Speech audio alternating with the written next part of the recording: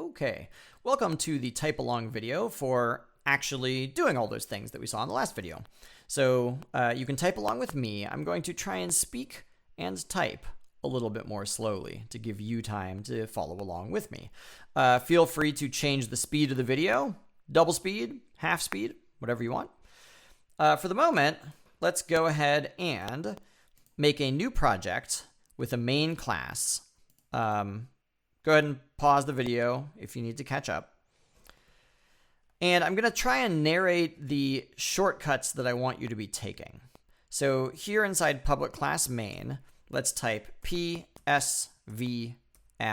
for public static void main.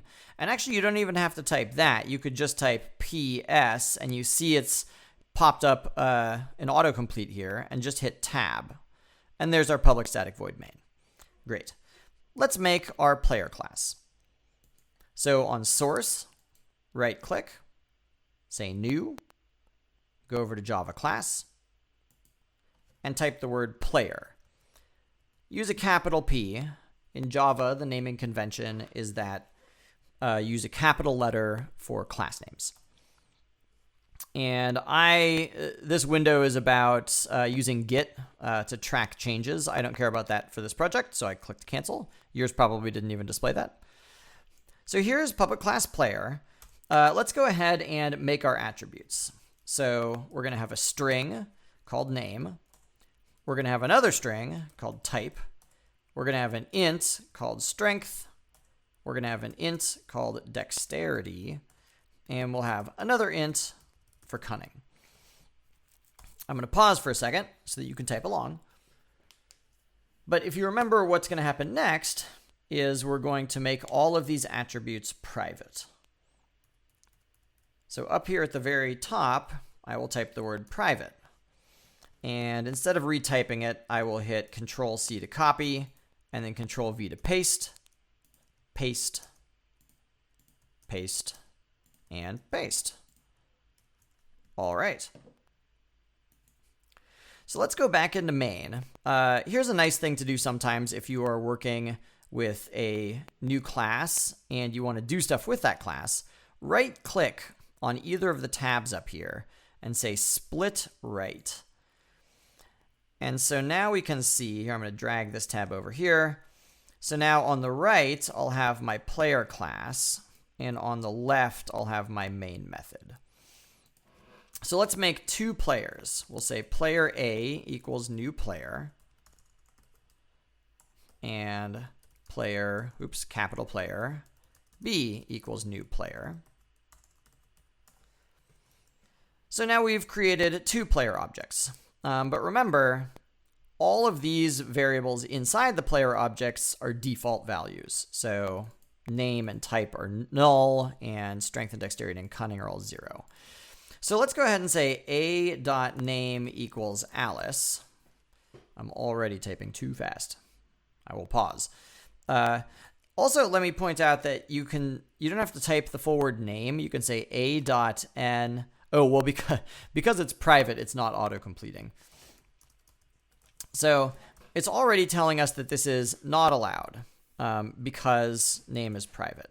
So rather than do that, let's type a.setName and then Alice in quotes. There's still red, which indicates a compile time error. And the reason why is because we didn't make a setName method in player. So let's type one by hand the first time, and then we'll auto-generate all the rest of them. So here inside player, let's type public void setName, and here you can actually hit tab to autocomplete. The input is going to be string n, and the purpose of setName is to take whatever the input variable is and set our own variable to be that input. So I'm going to set my own name, this.name, to be equal to the input n. And that'll do it. And you can see over here now there is no more compile time errors. Let's type a getter method one time. So over here in main, type SOUT, tab.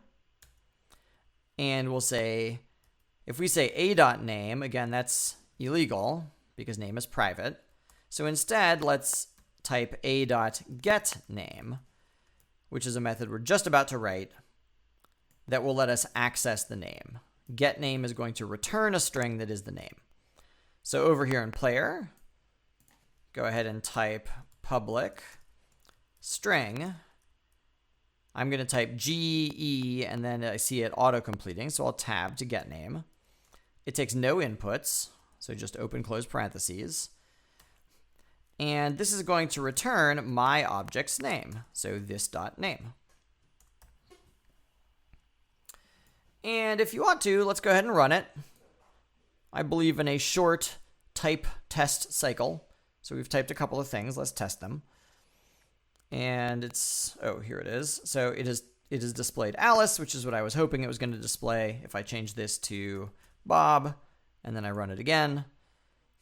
You see it building here in the lower right-hand corner. So now it's displayed Bob. Okay, great. So let's get the rest of the getters and setters, but let's not type them. So here inside player, put your cursor after the getName method is done, but before the end of your class. So something right here. And then hit Shift. And you should see something that looks like this. And type getter and setter. And we'll just, I think, yeah, single click on the getter and setter option will open this dialog. And let's select, so you can click this top one, and then if you hold Shift and click the bottom one, it will select all of them. Or you can hold Control and select them one at a time. But I want to generate getter and setter methods for all of the attributes. And so I click OK, and now we can see it has automatically generated all those methods for us. All right, last thing. Let's do the toString method. So just to demonstrate what it looks like before there's a toString, over here in main, go ahead and delete the getName. So we're going to have, oh, we didn't do the constructor. Excuse me, let's do the constructor. So up here at the top of player, we'll type one constructor manually, and then we'll automatically generate another constructor. So we'll type public. You don't type void, because there's no return type at all for a constructor. The name of your constructor is the same as the name of your class. And I want my constructor to take two inputs, a string for name and a string for type. And so now I can't say name equals name, because here we don't know which name variable we're referring to. So I'll use this dot name to indicate my object's variable, the attribute name. Same thing here. I'll say this dot type equals type. And then everything else is going to be default values. And rather than typing the full names, let's practice using autocompletion. So st tab for strength equals 0. de tab equals 0. cu tab equals 0. So get used to navigating around using those tabs. All right, it says there's one problem because over here, when I'm running the constructor, I'm no longer supplying the inputs that it needs. So let's supply let's supply Alice and Mage. There they are. Okay, so we have a constructor that works. Let me show you how you can automatically generate a constructor. And a nice thing to know is you're actually allowed to have as many constructors as you want. So let's keep this constructor and let's give it another constructor.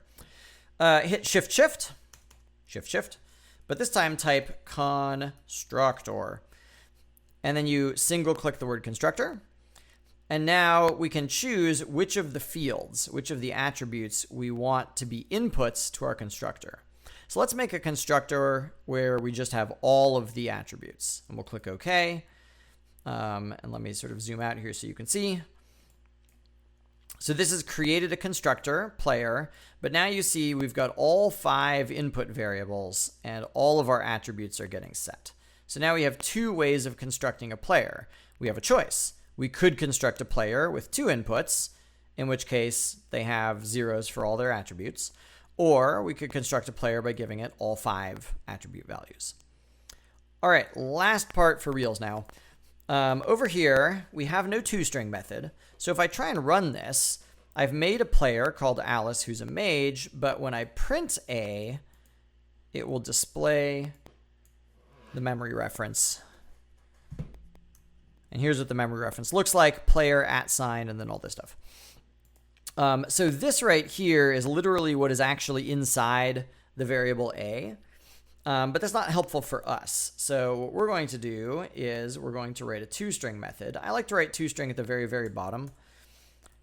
Public string toString. It takes no inputs. And whatever we return here is what's going to display. So if I just say return hi, and then I run the code, you will see hi. That's not very descriptive, because if I made another player, you don't have to type this, but let me just show you. So if I made another player B, which is Bob, who is a builder, and then I printed out B, it's just going to print hi all over again. And it's not very helpful. It doesn't tell you very much about your specific object if every time you put your object variable, it just says hi back. So let's actually use the object's variables. We'll say name the type. And if you don't have in your mind what's happening right now, remember we're inside the player object.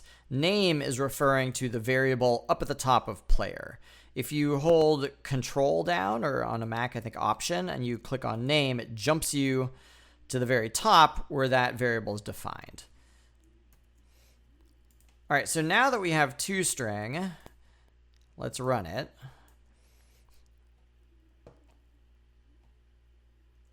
And now it says Alice the mage, Bob the builder. And notice that toString ran automatically. I didn't actually have to type a.toString. I could type that. This is going to work just fine when I run it, but it's not necessary because Java will automatically run the toString method whenever you have a variable that's an object type inside your print statement. Okay, that was it. I hope that was an enjoyable experience for you. Oh, I guess you can, let me tell you one last thing. You can also automatically generate toStrings.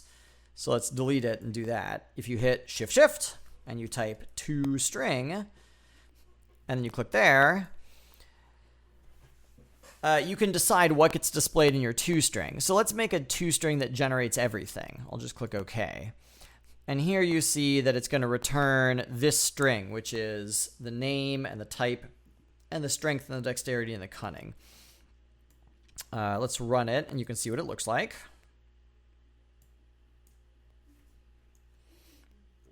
So this is what the auto-generated toString looks like. We know it's a player, and you can just literally see the value of all of the variables along with the variable names. So that's particularly helpful for debugging if your main purpose in writing the toString method is to help you debug.